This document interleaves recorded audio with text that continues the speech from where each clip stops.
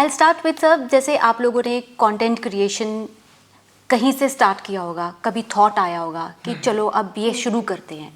वो जो एक चेंज था जब आपने ये डिसीजन लिया होगा, ये लीप होगा आपकी लाइफ का, वो लेने में कितनी दिक्कत आई होगी? क्योंकि हम लोग अपने ड्रीम्स को लेके काफ़ी we try to sabotage our dreams, नहीं नहीं अभी तो ये काम चल रहा है, राइट?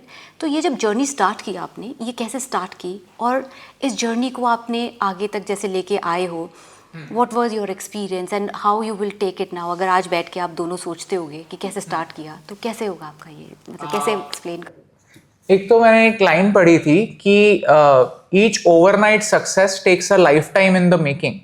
तो सक्सेस तो नहीं बोलूंगा, बट ओवरऑल जहां तक भी हम हैं, like I think we have been training towards this since we were born.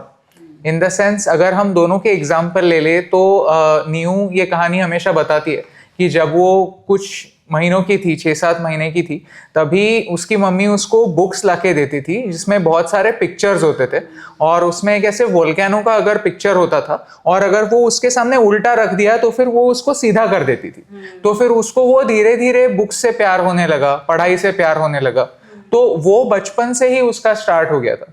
मेरे बारे में बात करें तो फिर मैं बचपन से ही, मेरी मम्मी मुझे फोर्स करती थी कि एक्स्ट्रा करिकुलर एक्टिविटीज में पार्टिसिपेट करो, पढ़ाई भी इम्पोर्टेंट है और ये भी इम्पोर्टेंट है, क्योंकि हर एक का जो ग्रोथ होता है वो ओवरऑल ग्रोथ होता है। तभी तो पता नहीं था कि ये यूट्यूब एक करियर हो सकता है, बट ओवरऑल ये सारी जो चीजें हैं ये बचपन से ही हमारी लाइफ में होती गई, और हर चीज का हम क्रेडिट नहीं ले सकते। कुछ चीजें हुई just because we were lucky, we were born in this family, we were born in the city that we were born in. So ये सारी चीजें एक साथ आ जाती है, तो फिर हर सक्सेस का क्रेडिट लेना काफी इगोइस्टिक चीज हो जाती है।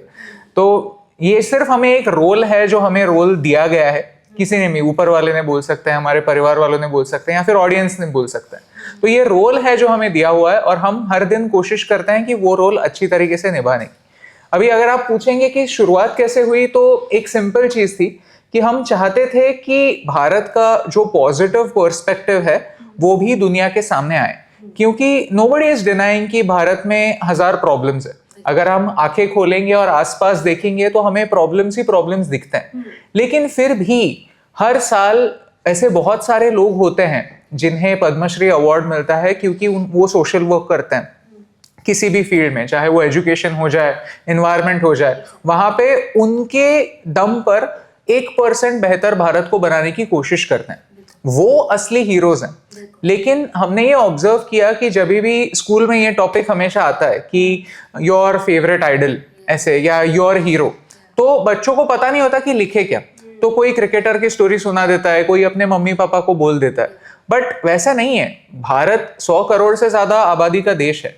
इसका मतलब यह है कि हमारे पास इतने सारे एग्जाम्पल्स होने चाहिए, हर गली में, हर नुक्कड़ में एक हीरो होना चाहिए, बट उनकी कहानी कोई सुना ही नहीं रहा। तो अगर उन्हें एनकरेजमेंट नहीं मिलेगा तो फिर अगली जनरेशन को ऐसा क्यों लगेगा कि मैं यहाँ पर रुकूं, यहाँ पर कुछ करूं, कोई प्रॉब्लम भी सॉल्व हो सकता है। क्योंकि इन एग्जाम्पल्स के थ्रू हम समझते हैं कि क्या पॉसिबल है और क्या पॉसिबल नहीं।